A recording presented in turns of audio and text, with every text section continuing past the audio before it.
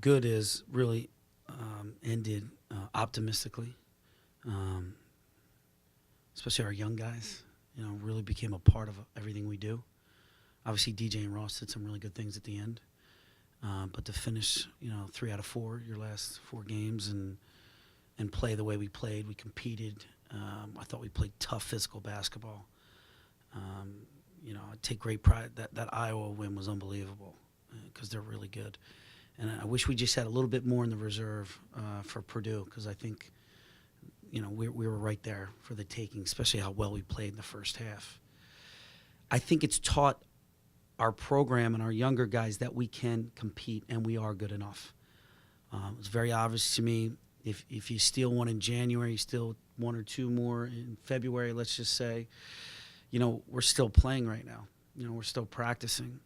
And like I said after that game, I didn't see a dry eye, and I knew we're closer than we've ever been, without question. There was some hurt and some suffering and some genuine pain in that post locker room, and I couldn't. That's when I knew. I'm like, we're coming. Now we're gonna be young, but we're coming. So we're excited. We're already started. We already started our spring workouts, and our guys wanted to get back to the gym. That's exciting, especially for me. And we're going to start lifting today, and I think they're in a good place heading into the off season here. Did you pass on a chance to play in the CBI? And the rationale, if that's the case, you just talked about how the season kind of ended, positive, some negative, but was there a sense that this was maybe a good place to start? For me, I felt like it was, Mark. I felt like, we're finishing on a high note. I felt like we captured Penn State fans back, and a lot of the national media as well. I felt like they really respected the way we played and how we finished so strong. And it's never easy when you're 3-12 or 3-13, and you keep these guys engaged. It becomes very difficult for your staff, your head coach, and your staff. And the fact that they stayed dialed in and wanted to be the best team that they could be by the end of the year says a lot about them. So finishing, 3 out of 4 the way we did, I felt like, we're the best team we can be. And let's start working on next year, and let's start working on getting better, and start working on our habits and skill development. You mentioned that these guys want to get back in the gym. That's not necessarily, as far as I gather, an emotion that's been felt this time over the past few years. How important is just having these guys want to get back to work rather than maybe dealing with all the emotions that come after a season? I think it's huge. We gave them a week off. And they want to get back in the gym. They want to get better. They want to change their bodies. They want to work on their weaknesses. Sometimes when you finish seasons out, you don't want to see a ball for a month. And the way we finished the season has really resurrected these kids, and maybe even this program, to put it in a better light, to put us all in a better light, to make us all feel pretty good about ourselves. And I think that's why they're like, let's go, let's get back to work. We know what the vision is. We know what the goals are. Let's start it as soon as possible. Huge for me and my staff in this program. Aside from replacing somebody like DJ Newell, what do you see as the biggest challenge, going into this offseason? Just the youth, the inexperience. I shouldn't say that. I mean, Shep started every game. Gino started a ton of games. I thought Jordan Dickerson really looked good down the stretch. Did some good things. Now we got to put both ends together. I think that'll really help us. We're going to need more from Donovan and Brandon, and that's why I'm excited that they're fired up to get back in the gym. So you got a few seniors right there. Peyton, Julian, those guys got to be ready to work, and they're ready to work. So if they're all dialed in and they're all ready to go, I think this off season for us is huge on so many different levels. Guys got to change their body to get better in a lot of different areas. But if they commit to that, which they're doing, and they wanted to do, I think that's a big change from the last few years. And you're basically, we lose DJ Newell. That's 20 points. All right, let's talk about it. We're not going to be the same team we were the last 3 years with Tim and then DJ, and then there's not one guy who's going to hold the torch. It's going to be 5 guys are on the floor. It's going to be 15 guys that are on the team. We have to play a different way. We're really going to have to share the basketball. We're really going to have to put it inside. We're going to have to do different things, which is exciting for me because that's what I'm going to start doing in a week or so here of just trying to figure out the best way for us to play in the future. Do you think the transition you began this year, adjusting, not having Tim around, is going to help you now with having now DJ on? Say it again. I couldn't hear you. The transition you made beginning of this year with no longer having Tim around and figure your whole tenure, is that going to help you now that DJ's gone to transition? Yeah, I think it's going to help. I mean, look, to lose a Tim Frazier who had a cup of coffee in the league this year, and hopefully DJ gets the same opportunity. There's two pros, and you won 16, and now you won 18. I think that's pretty good. I don't know if we've really talked about that, but I think these, Shep Garner and Gino and Devin Foster, who I haven't mentioned, and Peyton and Julian, I think these guys are ready. They logged a lot of minutes. And I think what you saw at the end of the year, starting at Minnesota, is a team that was coming together. It wasn't a little too late. You know what I mean? We got there. My job is to get them there somehow, some way. It might be a little too late for a lot of reasons or a lot of outside people, but we finally got there. And I think they learned a lot from it. Again, we're back in the gym already.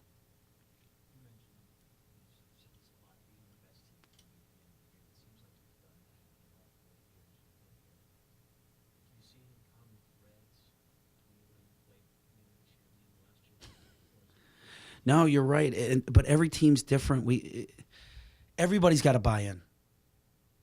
It can't be 4 guys and 7 are out. It can't be 7 and 4. It just doesn't work that way. You look at Michigan State and what they're doing right now. Everybody's in. I read his quotes this morning. Everybody's hanging out. They like each other. They understand their roles. They get it. They're all pulling in one direction. That's what it's got to be. I can't say that we were there in January. We're a different team when we came back from Christmas break. I have my ideas, my hunches of why, but we need everybody dialed in and it be into their roles, and because it can't be like that again. I mean, don't get me wrong. I want to finish strong again because that's a good thing going into March, but we need to do a better job in January and February of everybody going, okay, this is who we are, this is how we're going to play, and this is my role, and this is how many shots I'm getting, and these are the minutes I'm playing, and I'm fine with it, as long as we're winning. And I felt like that's what happened the last 6 or 7 games. Even the Iowa loss, I mean, we were right there. That was one of the hottest teams in the league.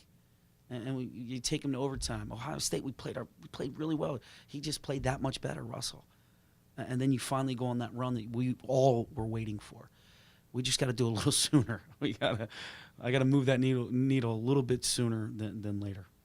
How much of an impact, though, do you think losing Johnson had? Yeah, it did, because it was a senior. Another senior. He was shooting in the 40s from 2 and 3. It hurt.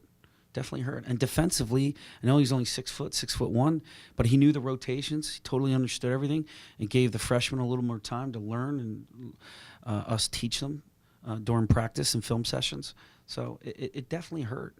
And it you could see it affected us for a few games there until we finally gained our got our footing back a little bit and won a couple games. But it definitely hurt us, especially in January, where you need to. We haven't been real successful in January early on. And that's kind of like a couple years in a row when you brought Jordan and John. Yeah. The first time that seemed to shake things up a little bit and hurt you guys. Yeah. Again, losing Johnny, does that put an extra importance to keeping personnel the same through the course of But things change. We were 12-1, but I knew we were not yet ready, totally prepared for the Big Ten. We were kind of hiding certain things, and we had some certain weaknesses we had to really, really work on to get us to be the best team we could be. And losing him did not help. And we kind of slowly brought John and Jordan in 2 years ago. It wasn't like they started right off the giddy up. But the freshman and sophomore, they grew up. I mean, we were close to averaging 4 guys the last 6 games, double digits. What was Ross Travis, 9.7, 9.8? All right, so I'm going to say 4. I'm going to round up here. All right, 4 guys averaging double figures with DJ, Shep, Gino, and Ross. I'd like to see us play like that. I'd like to see really good production. Now, do I want to see the disparity between the leading scorer and the second leading scorer? No, I don't. If we can get it to 15, 14, 12, 11, 10, 10, I mean, that's going to make us a very difficult team to guard. But you're right. The last couple of years, we we got to do a better job of figuring that out faster, sooner. But, we all got to be on the same page. What about the disparity between the scoring of your guards and the big guys? Because it doesn't seem like outside of Brandon, anybody's established themselves as a go-to Yeah. guy that you can count on to get in there and get a bucket. Which you look at a lot of teams right now, almost everybody has. I mean, we would all agree in here that A.J. Hammonds won the game for them against us the last game. I mean, he was terrific. He was terrific in their tournament game too. I think Jordan's coming. He shot 60% from the floor in the last 6 games. Now he only had 15 opportunities, but 60%, pretty good. Now he shot 64% from the free throw line, much better than what he shot. So I think this offseason is going to be critical for him. And I think Donovan's got to give us here and there, but probably inside out, probably more out, especially in the Big Ten. That's why I let him shoot more threes down the stretch. He was making threes in practice. So he's going to have to be a little bit more inside out. Julian gave us something at Illinois. He got sick. It really threw him off when he lost that 10 to 12 pounds. He's going to have to be a little bit more inside out. Mike Watkins, when he gets here, he's probably going to be more inside. But I'm not going to be opposed to, posting up a Peyton Banks. I thought Maryland did a really good job of moving Des Wells around. We got to be able to see our personnel and tailor it to what they're good at. And then we need to put the ball inside because it's going to get you to free throw line, but they got to make their free throws too. I think free throw shooting, across the country has been down a little bit. And we need to, for us to be really successful, we need to be that 72 to 75% range, especially on the road. You want to win on the road, you got to make free throws. Why do you think free throw shooting's been down? You're the play for one of the greatest shooters. The shot doctor, Herb McGee, 1,000 wins. I don't know if you knew that. Just too many distractions. Too many, Twitter, Facebook. I know everybody, same excuse. There's too many distractions. I think they're up there. I'm not saying they're thinking about what they're going to tweet after the game. I'm not saying they're thinking that. But I'm saying if they're going to miss those two, they're going to get tweeted at. I can tell you that. Everybody's got a platform now. You're not holding anybody. Any guy from, Altoona can text you and say whatever they want to say. Or Lamont or what else is around? The Lamont. There you go. So look, I know State College, my house to here. That's all I know. I'm really comfortable with that. There's too many distractions today. Think about how many games that have been on. ESPN, ESPN2, ESPNU, CBS, TNT, True, NIT, CBI, CIT. You're on national television all the time. There's a lot of distractions. And I felt like we really minimized those meaningless distractions towards the end. We did a much better job. And they were more willing during bed checks to give that phone up. Here, take it. I'm good, man. I want to get some rest, which was exciting to see. I hope we can take all that and bring it into this offseason and into next year. Coach, you mentioned the younger guys, Shep and Gino, your guards. They got a lot of experience this year. How do you see their roles continuing to grow going into the future? We're going to count on them a lot for different things. Off the court first, leadership, locker room, taking care of business in there, weight room. And they have a lot to get better at, and they know that. I think, we're just scratching the surface on both of them. Gino really shot the ball well at the end of the season. He was close to 40% from three last 6 or 7 games. Shep's a freshman, and he kind of gave us that roller coaster ride, but maybe a little bit more consistent towards the end. What do you have, 0 turnovers against Minnesota, and they pressed the whole game? Or at least Matthew was all over him for 94 feet. Pretty impressive. I think his assist-to-turnover ratio was outstanding. The last 6 games, I think he only turned it over 5 times. We only had 3 turnovers against Purdue in that last game. And those guys, they handled the ball along with DJ a lot. So that's exciting to me, but they got to get better in a lot of different areas. They got to change their bodies. They got to put on some more muscle. We got to continue to work on, driving either way, shooting. We can always get better at shooting. Gino's got to get better at ball handling. I think we're going to do some different things this year. We might do a little basketball one-on-one, more basketball situations where we're going to watch film with them when we're allowed to in July, just to say this is where we got to get better at basketball game situations. I felt like we hurt ourselves, especially at Purdue a little bit there. But that's stuff that we're going to work on and have fun with, especially for Gino and Shep. You put a lot of individual pressure on these guys, publicly at least,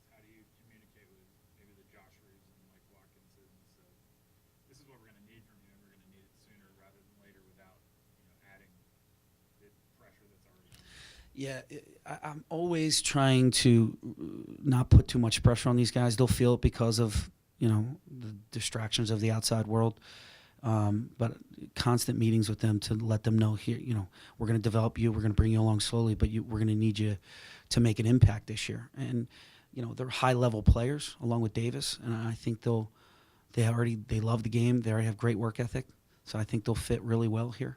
And we need the older guys to teach the freshmen of how things go, so they're more prepared and ready to go, so they don't get caught up in the media and social media and things of that nature. Which I think, they're pretty mature. I mean, Josh is at Oak Hill. I think he gets a lot of exposure. He's on national television quite often. And Mike coming out of Philly, I think he's seen a lot of Philadelphia exposure, publicity. And then we'll teach those guys. We'll teach them all that stuff. But I'm looking forward to, they'll be up here summer session too, and we'll get them ready. Give them a little boot camp for 6 weeks, and we'll be ready to go for the fall.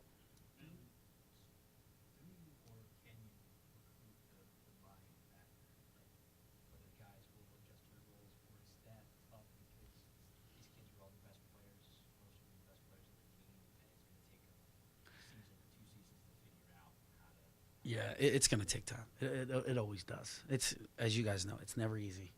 It's never easy. Especially in the beginning, in the fall, in the preseason, everybody's happy because the minutes aren't distributed. But once the minutes are distributed, then it becomes a little bit different. And then, in their defense, they got people in their corner who love them and care about them, and that never helps out the situation. So we just got to continue to, manage them and spend time with them and let them know what's best for them and for this team. Springboards can evaporate very quickly. Yeah. When it comes to this kind of end-of-season momentum into next year. How do you spend that in the most effective way to use this positive and get the most on that return? Because, we've seen, this program won the NIT and then had a pretty poor season to follow that up. How do you kind of balance? This is great for this program too. Yeah, I think we tap into, the things that we did this year, 18 wins. We're 2 games better than last year. I think you tap into, they're already here today. I think we can run with why not us a little bit. Why not you? I think that's great. I think they really grabbed onto that and really appreciated that. And there was a belief there that they could do it, and if we all believe in it. I think just little reminders, constant reminders around the locker room. Video. I'm a big fan of subliminal messages. Having things looped in the players' lounge of them being successful and remembering what we did at the end of the season. So we'll be creative. We'll be innovative. We're going to work really hard this off season, and we're going to get the most out of this springboard to keep it going, to make sure it lasts. And I'll remind them as well, so that'll help. You wanted some facility improvements last offseason. Can I mention? Yeah. Who cares? Go ahead. So what do you got? We're going to get a new film room. That's for sure. Plans are almost done. It should be done by November. Branding in the concourse, phase 2, will start as well this summer after graduation. So those nice pink and yellow banners, they might be coming down, or at least some stuff up near the portals. Is that what they call them, portals? Not sure what that means, but we're going to start doing some things. Getting some names up there, some paint up there. So changing the concourse a little bit more. And then, Sandy and I will sit down again with Phil and Lynn and discuss some things we can do for the in-basketball game experience. So things of that nature to really get the most home court advantage we can. Is that feedback that you get from during the recruiting process? Is that, and how do you kind of evaluate that stuff? Even guys that you lose out on, do you get a sense of what might be the determining factor, and if those are a big factor? I think in today's day and age, they are important. They want to see a big weight room. They want to see the state-of-the-art training room. They want to see a big practice facility. They want to see their faces up on murals. They want to see, they want to see that stuff, and I think that's attracting to certain guys. And that's the stuff we're going to have to do to attract high-level players. What sense did you, or have you gotten from Sandy in terms of her commitment to that? And is it always just financial? What are the different areas those schools can? I mean, I think, the fact that she extended me shows her investment in what we're doing in this basketball program. I think that was huge. I think her last month and a half where she didn't have to do it, she came out and did it anyway. And the last article with those quotes were amazing about the team fighting and fighting for us. And, I mean, that was very powerful to me about the support that she wants to give us. Because frankly, we haven't had that type of support. So it's nice. It's almost like a new beginning for me, which is great. And that's what I needed. You need that type of support. So it could be financially, and it could be just, Sandy being Sandy. And just, hey, this is what we need to do. This is what you need to do. And we're going to do it together. And we're going to build this thing up and give you the best or at least some advantages to help you recruit and make the student-athlete experience what it needs to be. I mean, because when it comes down to it, it's all about the student-athlete and their experience here over the next 4 or 5 years. And I think we're all on the same page with that. Kind of a similar note, do you get the sense that maybe the team or some of the recruits would rather like to see, a more involved crowd or a bigger crowd in freshman time? Yeah, I think our ticket sales were up to 30%. Was that correct?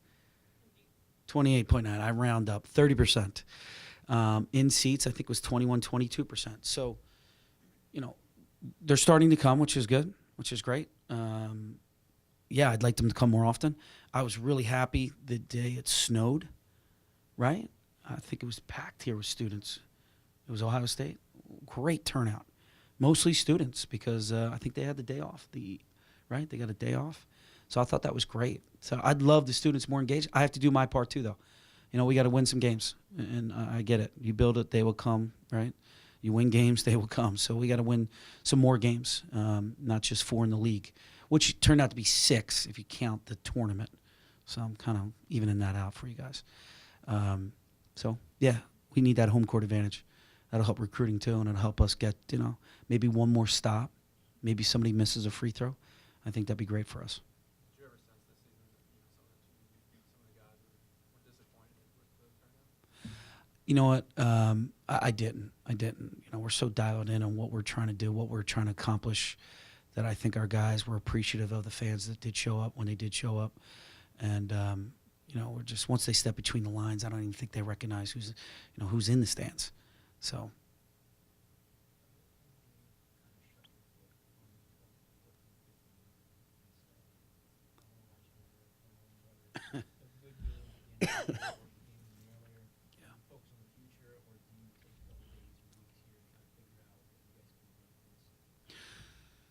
So I'm going to let you know what I do.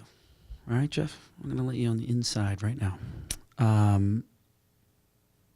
meet with my entire staff, including Alyssa, and we go over what we did really well and what we need to do better and to make this an elite level program. And then I'm meeting with the players as individuals now on what they need to do better and work on this offseason and what they did well. I think it's important to let them know what they did well. And once all those meetings are done, because that takes a while and you want to give everybody enough time to voice their opinion, and then form a really good action plan of what we need to do better and how we're going to do that better. That's not, most of that stuff's off the court. Players are on the court. Staff is a little bit of both. So we'll have all those meetings and gather all that information and then have a great action plan. And then after a few weeks, I will sit down and I'll go back to those 13 or 14 games that we did not get it done, even the ones we did get it done, and figure out why and what I could do a better job of. And, you're always going to look at your roster, your upcoming roster, your future roster, and how do you play? What's the best way to play for them? Is it slow it down, grind it out? Some of you know this. We really pushed the ball the last 6 or 7 games. I tweaked it and said we're just better in transition. And then, oh, by the way, we're getting stops. So those two combined served us very well, that adjustment. So is that the best way for us to play this year? That's what I have to, I have to watch film and look at the roster and see what we're going to do. But that's going to take some time. I mean, you're talking about a month, 2 months of work before I really shut down 14-15, because we're going to have a lot of meetings on what to improve and how to improve it to make this place an elite level program in the Big Ten in the nation. When you look at those 13 or 14 games, those ones where you lost by 3 or 4 or 2 or however many it was in any of those, do you One. look at that and go, we underachieved with the guys that we had, or do you say that we squeezed the orange and we just didn't quite fill the glass? I mean, there's got to be, that, is there, Wow. we coached really well. And I'm a little thirsty we right got now, to this just so you know. point, or is it we could have gotten a little bit more, and there's got to be a ceiling there somewhere? I would say, a little bit of both. Certain games we could have, we underachieved. And then certain games, I believe we got everything out of these kids. Everything out of them. Some resulted in a loss. Fortunately for us at the end, some resulted in wins. And then some games, we didn't get the most out of them. I would say Northwestern just pops into my head about we didn't get the most out of them the last 7 minutes of that game. It was 38-34. I just felt like we didn't have that next gear. We couldn't dig deeper, and we got to take responsibility for that. Not knocking Northwestern at all. They're really talented, and Chris did a great job with them. But we just didn't have it down the stretch there. But again, a little bit of both, and we're going to work on that as far as how to get the most out of these guys on every occasion they step on the floor. And when you look at it in the big picture, I think the first season you were here, you guys lost, I think it was 13 games by double figures, and then this year it was like 3 or 4, whatever. It was 3, I think, right? 3 in the conference. Yeah, which you would and I would agree that we're making strides. We're heading in the right direction. The playing field's. I've always said we're on the floor. We just got to take that next step. So we're close. I said it for 3 years. We're close, but now we're almost there. And now we lost 2 pros. I mean, we lost Tim. Can I say he's a pro? Yeah, right. 2 10-day contracts, broke a record. I think so. We lost a pro and we won 18 games. I think we're missing something there. I think that's a great achievement for this team on most nights. The other nights we needed to help them a little bit more to get there. Is it difficult to hold back frustration with a fan base that doesn't always get that? I mean, you want them to come out and I love you so very much, please, I'll pay for your ticket, just come to the game. And then there's like, oh my God, I'm going bald because not everyone understands. Am I going bald? Is he talking about me? You have less. I think majority of the fan base totally gets it. Totally gets our first 2 seasons, understands where we started, getting the job late, going through a major deal here at the university, having a good understanding of, he's had a tough run of it the first couple of years. Now things are the pendulum's starting to swing our way a little bit with 18 wins and a great recruiting class and a couple wins in the tournament. I think I've gotten more positive emails and text messages that I've seen in a long time. So I would say 85% of the fan base likes what we're doing, gets where we are, totally understands the first few years, and really appreciates the way the kids play, appreciates our staff, how hard they work, things we're doing on and off the floor. Those 15%, there's nothing I can do with. They're going to be, if we win, they're going to be upset, and if they lose, they're upset, and if we don't get a recruit, they're upset. If we get a recruit, they're upset. So, if we win 2 games in the tournament and lose the third, they're going to be upset. If we go to the NCAA tournament and we lose the first game, they're going to be upset. So, you can't make everybody happy. We just got to, like, Villanova is the perfect example. People are killing Villanova. They won 33 games. They won a Big Ten, Big East regular season championship, and Big East tournament championship. But they're getting killed for not getting out of the first weekend. It's a joke. 33 wins in one season? Wow. That's impressive. But you're not going to make everybody happy. And Jay Wright said that doesn't define who they are. And nor does the 15% who are going to be negative define who I am and who this program is. Because we're doing some really good things.